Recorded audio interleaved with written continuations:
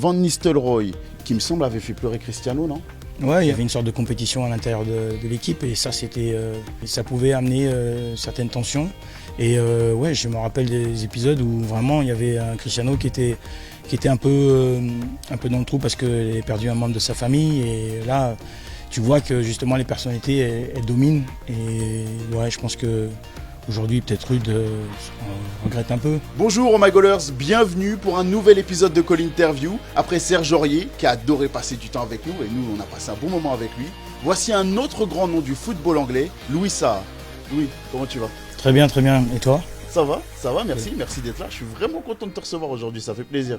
Cristiano Ronaldo, on va être obligé d'en parler si je t'ai. Tu parles souvent du fait que c'était un joueur à part dès son arrivée, ce genre de choses. Mais est-ce que ça s'est fait tout de suite? Parce que toi, finalement, tu étais là dès ses premiers pas à Manchester. Comment ça se passe? Est-ce qu'il vient en respectant les hiérarchies, en se faisant voilà, je suis le petit jeune et je vais me fondre dans la masse? Ou est-ce qu'au contraire, il était déjà le Cristiano un peu sûr de lui, qui dit les gars, je suis là pour quelque chose et je vais vous le montrer? C'est un peu des deux. Forcément, il va y avoir peut-être quand même 80% où le petit bonhomme avait énormément confiance en ses qualités. Ouais. Il avait, voilà, par rapport à une perception un peu normale, un mec normal va dire ouais, putain, il est arrogant.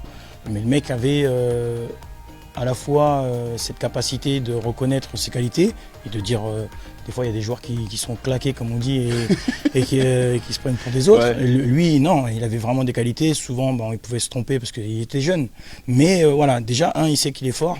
Deux, après selon la force de travail, son obsession par rapport à la progression. Se progresser, c'était vraiment son obsession.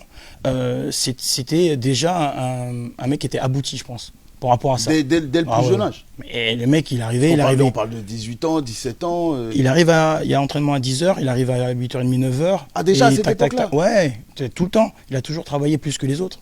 De ça, tu te dis, bah, le mec, c'est un extraterrestre. Et c'est pour ça que je me rappelle peut-être au bout de 3-4 mois, peut-être 6 mois, peut-être j'ai dit une bêtise, avoir parlé avec Titi Henry et lui dire, ouais, il y a un phénomène qui arrive, il est monstrueux. Ah ouais, c'était directement. Ouais. Ce qui se passe, c'est que derrière, ce mec se cache pas. Jamais une seule seconde, ce mec se cache, tu vois. Donc, c'est pas agaçant ça. Quand t'es là à Manchester, t'es une star. Bon, il y a des joueurs qui étaient affirmés. On parle de Van Nistelrooy, de Giggs. Il y avait des joueurs qui étaient quand même bien ancrés dans le club. Ouais. Ça agace pas de voir un petit gamin comme ça qui. Je pense qu'il le faisait aux personnes qui avaient un peu un ego mal placé. Je dirais, ouais, je pense que c'est pas un mec qui arrivait de face, il va te dire, ouais, tiens, je suis plus fort et toi, il va t'écraser. Non, c'était pas ça. Il a souvent peut-être la manière aussi, en le disant avec un petit sourire, mais il est sérieux, tu vois. Et ça, je pense que ceux qui étaient agacés, c'est ceux qui avaient vraiment besoin de prouver quelque chose. Et là, il avait besoin de les remettre en place. Ouais. Tous ceux qui étaient, je pense, prêts à se sacrifier pour lui, donc des joueurs comme Quinton Fortune, Rio ou autres, on appréciait ce qu'il amenait, cette imprévisibilité, tout ça et tout. Donc tu dis, bah non, donnez-lui les clés, quoi, parce que c'est un phénomène, palier après palier. Donc... Et c'est ça qui permet peut-être qu'on lui accorde autant de choses, autant de passe droit, entre guillemets, dans un club comme Manchester. Forcément, ouais, mais il se l'octroie tout seul. Tu es obligé de lui donner. Ouais. Au fur et à mesure, même s'il y a toujours eu à côté de lui un Wayne Rooney, ou un Van Nistelrooy, ou un Tevez. Justement, Van Nistelrooy, il y avait eu un petit truc, non? Il y avait eu une petite altercation, je me rappelle. C'est toi qui l'avais raconté cette anecdote. C'est Van Nistelrooy qui avait fait, qui me semble avait fait pleurer Cristiano, non? Ouais, il y a des histoires comme ça. Il faisait partie des personnes qui avaient du mal à laisser... Ah, forcément, parce que Cristiano, c'était un bouffeur de ballon. Le mec, quand il te donne le ballon est tout petit comme ça. Il a cette faculté d'aller dribbler, centrer, faire un peu le show tout seul. Ouais. Et quand tu es numéro 9, comme je te dis, cette génération-là, on est habitué à recevoir les ballons, les centres. Et là, tu as un phénomène qui est un peu parfois égoïste ou parfois un peu, peut-être arrogant. Donc tu te dis, mais attends, la règle, si toi tu es Van Nistelrooy, la règle c'est de me donner le ballon. Ouais. Tu me donnes le ballon, c'est moi qui marque. Et là, il y avait il y avait une sorte de compétition à l'intérieur de l'équipe et ça c'était à la fois bénéfique parce que tu vois que les deux voulaient marquer des buts, donc ça c'est bien, parce que, tant mieux. Bah, tant mieux pour l'équipe. Ouais. Mais forcément, ça pouvait amener certaines tensions. Et je me rappelle des épisodes où vraiment il y avait un Cristiano qui était un peu dans le trou parce qu'il avait perdu un membre de sa famille. Et là, tu vois que justement les personnalités elles dominent. Et ouais, je pense que aujourd'hui, peut-être Ruud regrette un peu, mais ça fait partie de la mentalité qui a fait que Ruud a fait une énorme carrière. Ouais. C'est quoi, c'était un épisode à l'entraînement, c'était en match, c'était dans le ouais, à l'entraînement, en match, de ça, il avait un peu critiqué Cristiano, mais après c'est des épisodes, comme je dis, ça fait partie de l'évolution d'un joueur. C'est regrettable, hein, mais des fois, c'est ces moments où un peu difficiles et tout, ça fait progresser. Je pense comme à Paris, il y a cette remontada a fait qu'aujourd'hui, tu vois, ils sont costauds, ils sont organisés parce qu'ils ne veulent pas revivre le même truc. Ben, c'est tout humain, c'est la même chose. D'accord. On parle de Cristiano, mais il y avait toute une liste de talents avec toi là-bas. Il y avait Rooney, tu as parlé de Van Nistelrooy, il y avait Rooney, il y avait Paul Scholes, il y avait Giggs. Lequel de ces talents t'a le plus marqué, toi? Beaucoup me parlent de Paul Scholes. Ouais, forcément Cristiano, mais Paul Scholes parce que pour moi il avait, on va dire physiquement, il avait les moins de qualité. Je veux dire, le mec est petit, tu vois, il va pas vite, il n'est pas puissant, il saute pas haut. Oui, d'accord, il a une frappe de balle incroyable. Et là, tu t'apprêtes à me dire que c'est un des meilleurs joueurs avec qui tu as joué. C'est pas la meilleure entame de discussion. C'est clair, parce qu'il a un muscle, son cerveau, mais là, c'est du 22/20. C'est incroyable. Il a une vision panoramique, le mec comprend le football, le rythme. Comme tu peux voir un Verratti aujourd'hui qui contrôle le ballon, qui sait où tu mets un peu de poids sur ton côté droit, tout de suite il va à gauche. Ouais. Parce que il est en avance dans la réflexion. Et de ça, tu dis, ce mec-là, s'il avait peut-être deux, trois qualités en plus physiques, laisse tomber. Ça aurait été un monstre. Laisse tomber. Mais moi, alors je sais pas si c'est le fait qu'on mettait moins ces postes-là en avant à cette époque, mais pour moi, pourtant, je suis un mordu de foot anglais. Hein. J'avais beaucoup de respect pour Paul Scholes, qui était un monsieur de Manchester United et en Angleterre, mais je le voyais comme un bon milieu de terrain, très complet, frappe de loin, jeu long. Mais on n'a pas fait tout le cinéma qu'on a pu faire. Enfin, le cinéma, tu m'entends. Hein. Toute la couverture médiatique qu'il y a pu avoir sur un Iniesta ou même sur un Verratti aujourd'hui. Est-ce que c'est une question d'époque ou est-ce que c'est juste que lui, il évitait ça? Oui, exactement. C'est une question de personnalité. C'est une personne qui s'entraînait. Il y a entraînement à 10h. À midi, il rentrait chez lui. Terminé. Il n'y avait pas d'interview, rien du tout. Tu vois, il faisait son taf. Ouais. Et de ça, il va marquer des buts extraordinaires dans sa carrière et tout. Mais il n'a jamais cherché forcément cette gloire et cette reconnaissance. Même si ses pairs reconnaissaient, que ce soit Thierry Henry, Patrick Vieira, tous m'en parlent comme le joueur. Mais il faut voir en fait. Il faut le suivre. Moi, j'étais à l'entraînement, je faisais des séances où je me mettais en marquage individuel sur lui. Ouais. Et je suis plus rapide, plus puissant, je vais le soulever. Ouais. Impossible. Impossible parce que le mec, t'as déjà vu arriver, 1-2, pap, et tu vas jouer en 2 touches sur un jeu où il y a des petits buts. À 20 mètres, il te la met d'un seul coup. Oh là là. Donc tu dis, peut-être tu peux marquer un mec comme ça, physiquement, tu dis, tu vas plus vite que lui, mais lui, il est plus intelligent. Rooney. Là, lui, il avait justement les 2-3 qualités, peut-être physiques en plus, mais je veux pas le même poste. Parce que il aurait pu jouer là. Parce que c'était compliqué de le mettre dans vraiment un poste. Bon, alors on va garder le souvenir de Rooney, attaquant, buteur. Mais il y avait des débats comme quoi il fallait le faire descendre d'un cran. D'ailleurs, c'est ce qui s'est passé un peu à la fin à Manchester United. Il a fini un peu plus bas. Vous sentiez que c'était un joueur qui pouvait aller partout comme ça? Partout, parce que justement, il a ces 2-3 qualités physiques. Que, le mec, tu le mets sur un côté, il va jouer, tu le mets devant, il va jouer, tu le mets milieu, il va jouer. Il a même joué derrière. Mais c'est un phénomène. Il a joué latéral, je crois, à l'époque. C'est un phénomène. C'est la même agressivité. Donc tu vas voir un Iniesta qui joue, c'est vraiment un maestro. Forcément, il ne va pas forcément tacler, faire mal. Paul Scholes, il veut casser la jambe limite. Donc c'est vraiment cette agressivité. Et Wayne, c'était ça en fait. C'était une version de Scholes avec une vista incroyable. Mais ce physique qui lui permettait de partir en contre-attaque, avoir vraiment cette puissance et cette finesse après dans la finition. C'était un artiste. Si de ça, tu te trouves avec des stats d'attaquant, il va te mettre un but tous les 3 matchs. Tu peux pas t'en passer, quoi. C'est un guerrier. À Coupe du Monde. falloir qu'on en parle. Ouais, ça c'est choquant. Il va falloir qu'on en parle. Mais alors attends, parce que tous les Français, quand je parle de la Coupe du Monde, ils vont me parler du Brésil, tu vois, de la performance de Zizou, exceptionnelle. Ils vont me parler de la finale, la frustration incroyable. Mais toi, ta frustration, elle commence un tout petit peu plus tôt. Elle commence en demi. En fait, de ça, il y a 1 mois et demi de préparation avec un groupe France. Tu es content de faire partie du groupe, tu as envie de jouer, tu as envie de montrer que tu as des qualités et que tu peux la gagner et aider tes coéquipiers pour la gagner. Et de ça, une compétition c'est long, mentalement tu as des challenges et tu te retrouves dans un groupe où tu as l'impression d'être un plot.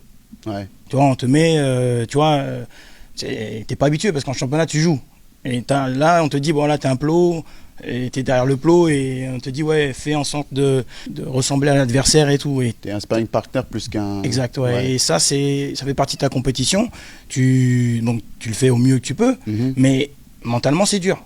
Donc à chaque fois qu'on te donne l'opportunité, on te dit en plus tu pourrais rentrer, tu pourrais jouer, tu pourrais être titulaire, c'est dur parce qu'on va te donner 10-15 minutes pour pouvoir le prouver. Et c'est ce qui se passe. Et donc voilà, je me suis retrouvé dans un sorte de blackout quand j'arrive, je rentre et je prends le carton jaune parce que je sais que je loupe la finale derrière. Ouais. Et ça c'est dur. Comment on sort de ce match-là? Est-ce qu'on se dit c'est pas grave, le groupe y va? Ou est-ce qu'on se dit qu'est-ce que j'ai foutu et on s'en veut toute la nuit? Il y a un peu tout. Ouais. Sur l'espace d'une semaine où tu arrives à l'événement, tu te projettes pas forcément. Tu dis ouais, tu te mets où? Est-ce que tu aides? Est-ce que tu parles? Est-ce que tu vois, tu veux pas non plus être relâché parce que tu respectes la préparation des autres et tout. Donc c'était très très très compliqué.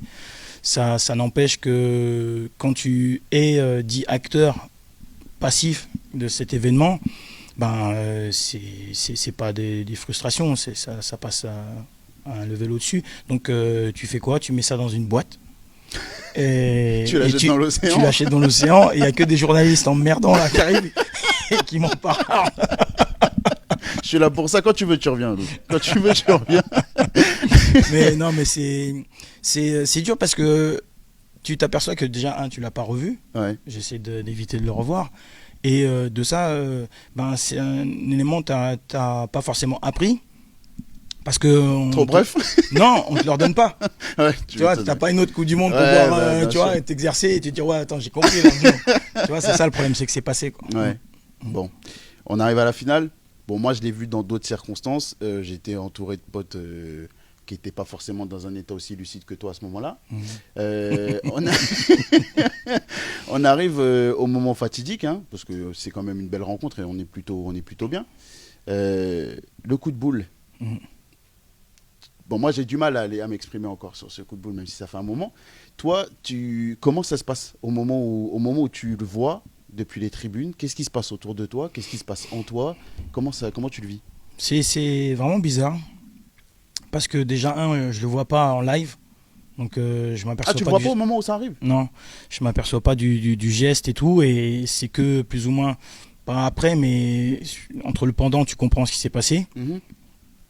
Et il y a une certaine omerta qui s'opère après. Peut-être tu sais pas si tu dois en parler, personne n'en parle. T'es respect parce que déjà tu es là parce que il est là. Donc tout ça, c'est ces épisodes qui, ça fait une sorte de mémoire brouillée. Tu sais pas vraiment comment tu as réagi, tu sais pas vraiment ça aurait changé quelque chose de toute manière, c'était déjà fait. Moi je l'aurais fait.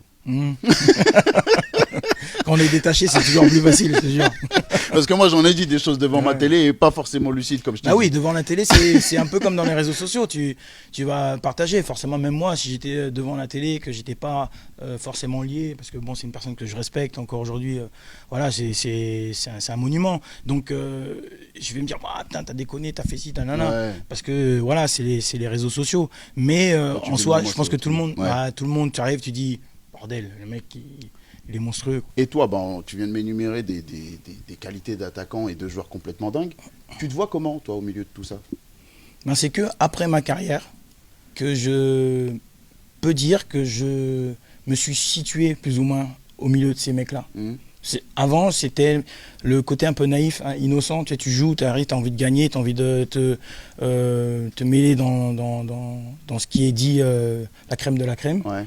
Et c'est plus ou moins après, quand il y a les commentaires, que ce soit des fans ou du club, ou même des interviews de Sir Alex Ferguson, que tu comprends en fait vraiment qui t'adorait vraiment. Quelqu'un, quoi. Ouais, voilà. Et ça, je pense que c'est une qualité en fait que beaucoup de joueurs, donc Cristiano, Wayne, d'avoir vraiment conscience de ces qualités, de bien les situer parce parce que tu prends l'opportunité, tu es présent. Que moi, il m'a fallu du temps pour dire et j'aurais peut-être tenté plus de choses. Alors que moi, je vais sortir d'ici, je vais dire à tout le monde, j'ai eu Louisa en interview, je suis le meilleur journaliste du monde. Toi, tu étais plus à avoir la tête dans ce que tu faisais et pas forcément prendre le recul à l'instant T. Ouais, ouais c'est ça en fait, parce que j'étais tout de suite sur le prochain rendez-vous, prochaine compétition, prochaine coupe. Et de ça, tu profites pas et tu dis, attends, oh, je suis là quand même. Et ça, je pense que c'est pas un regret, hein, c'est une sorte de petite frustration parce que tu dis, j'aurais pu faire plus en même temps. Peut-être non. Ouais.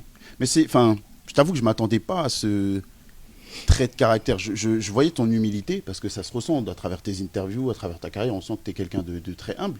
Mais de par les blessures et les moments un peu compliqués que tu as vécu, souvent les joueurs qui connaissent ce genre de trajectoire-là, ils nous disent qu'ils profitaient vraiment de l'instant T parce qu'ils savaient que ça pouvait leur échapper et que les blessures pouvaient leur être fatales pour leur carrière. Hein, je parle. Ouais.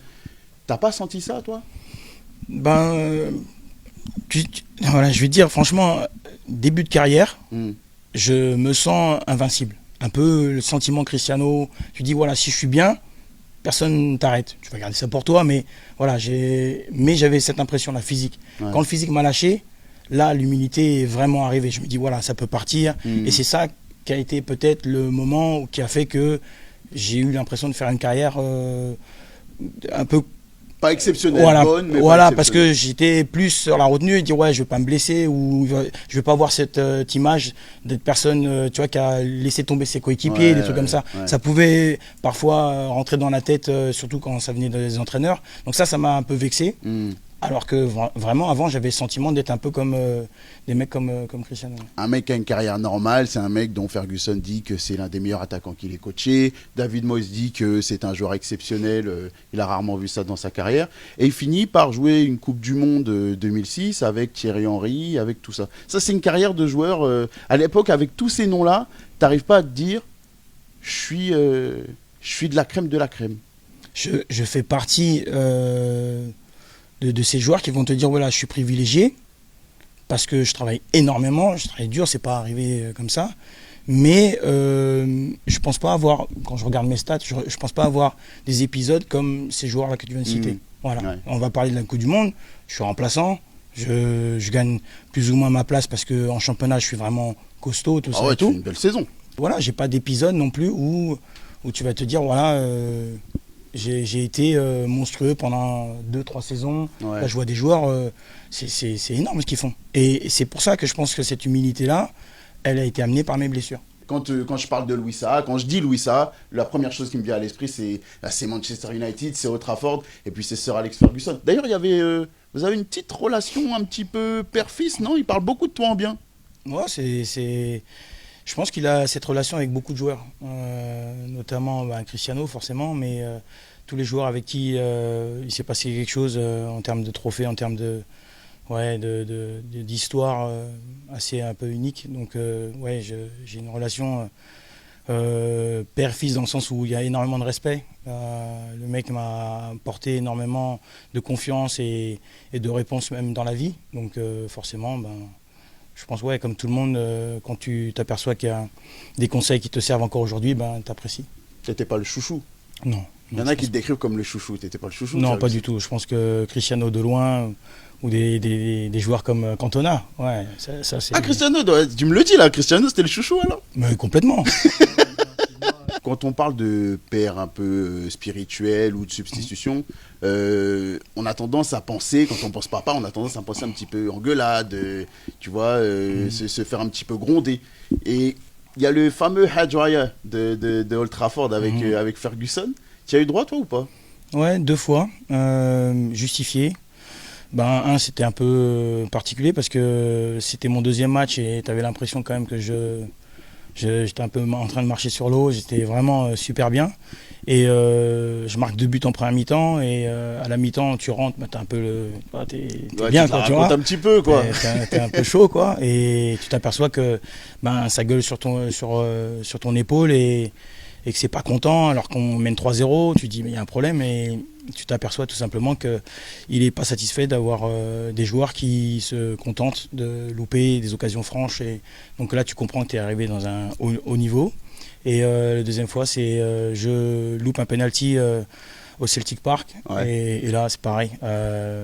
Tu comprends et sa manière de faire, ça ressemble vraiment à un père qui veut te faire comprendre des choses, qui veut t'éduquer. Et de ça, tu fais pas les mêmes erreurs. Et je pense qu'aujourd'hui, on le voit un peu moins.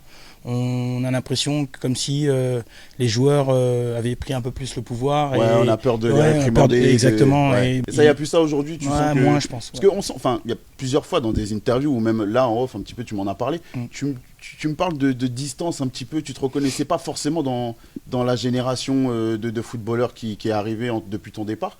C'est toujours le cas ou tu sens que ça revient un petit peu, tu retrouves des principes? Parce que là, ce que tu me dis de Ferguson, c'est un peu ça. Oui, c'est ça. Mais ça, c'est pas par rapport aux personnes et aux joueurs seulement. C'est la société, c'est le business, c'est le football, les règles, la VAR, le truc, tout est différent. Donc le football aujourd'hui, moi quand je regarde juste tactiquement, d'avoir des ailiers qui rentrent à l'intérieur tout le temps et qui sentent pas, moi j'étais attaquant. Ouais, complètement.